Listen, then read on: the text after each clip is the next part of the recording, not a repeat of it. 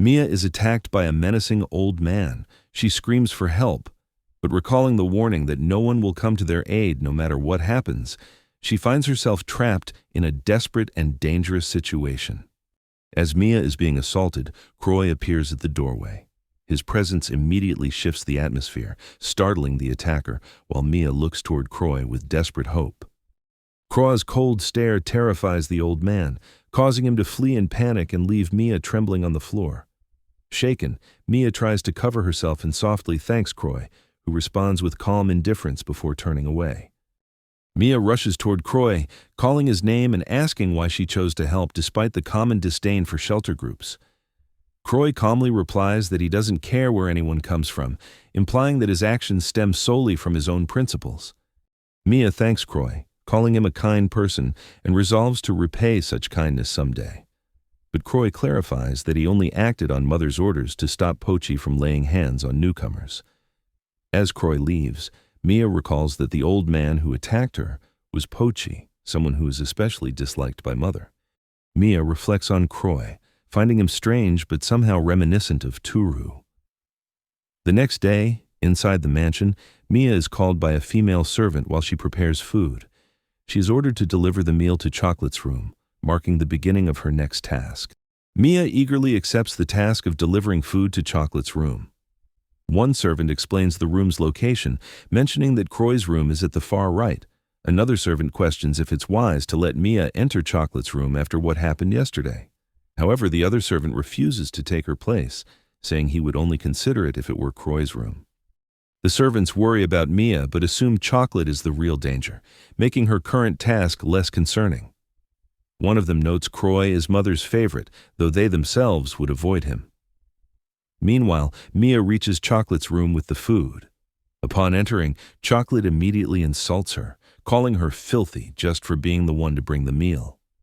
Chocolate mockingly accuses Mia of having copulated with the old man from yesterday and insults her as if she would accept any male.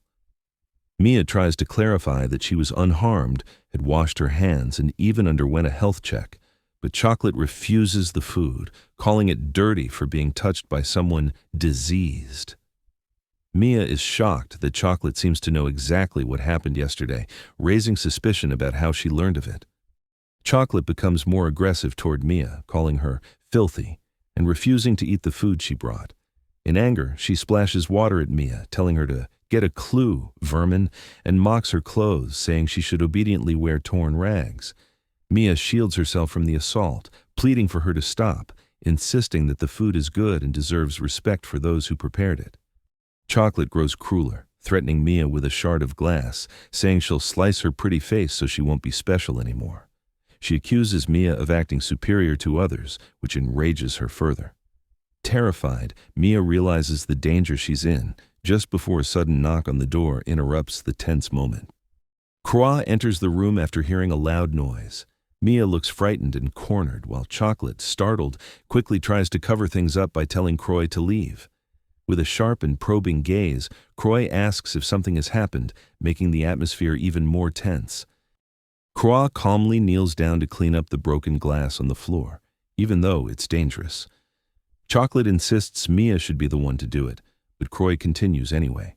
Suddenly, Croix cuts himself on the shards, surprising Chocolate, who demands to know what he's doing as blood begins dripping from his finger. Chocolate furiously shoves Mia aside, warning her of the consequences if she dares report the incident to Mother. She stresses that Mother would be furious if she found out Croix got hurt. Meanwhile, Croix remains calm, now with his wounded finger bandaged, which only fuels Chocolate's rage, causing her to scream in frustration. Mia thanks Croix, realizing that she's been saved by him twice now, but Croix brushes off the gratitude and instead hands Mia a box.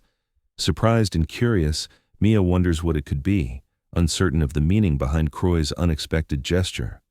Croix gives Mia a sewing kit so she can fix her torn clothes, since only Mother is allowed to provide new ones. He tells Mia that if anyone, especially Chocolate, questions it, she should just say it came from Croix. Overwhelmed with emotion, Mia bursts into tears, apologizing repeatedly for crying. Croix, unused to handling such vulnerability, finds himself unsure of how to respond to Mia's raw display of gratitude. Mia continues to sob uncontrollably until Croy gently pats her head in an attempt to comfort her. The small gesture surprises Mia and momentarily soothes her sorrow. At the same time, Croy recalls his own childhood, remembering how such a simple act once brought him comfort whenever he cried. Mia apologizes, admitting she never expected anyone to be so kind. She recalls how her mother used to pat her head, bringing her comfort in the past. Croy then reveals a glimpse of his own painful past, how he was rejected and labeled as livestock filth after failing the human rights suitability test. He was abandoned because his mother had a real child instead. This revelation leaves Mia shocked and speechless. Croy reveals more about his insecurities, admitting that unlike Mia, he isn't a real female. His body keeps growing more masculine, which caused his mother to favor cuter daughters instead. Mia responds warmly, saying that no matter Croy's gender, he's still himself. Mia then asks what kind of clothes Croy would really like to wear. With a hesitant expression, Croy quietly admits he wishes for something that could make even his look cute, if only a little. Mia sincerely asks Croy if he truly likes those cute clothes, not just as a way to be accepted or loved by others. She then shares her view on how strange it is that the Human Rights Proper Use Act even exists, as it forces labels onto people and builds an unfair hierarchy.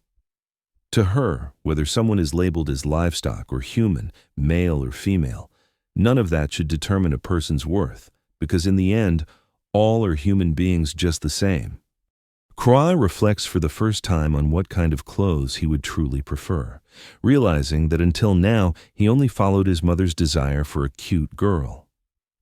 Mia sincerely tells him that Croy treats everyone equally, even those discriminated against, and because he stays true to himself, Mia admits that she really likes Croy.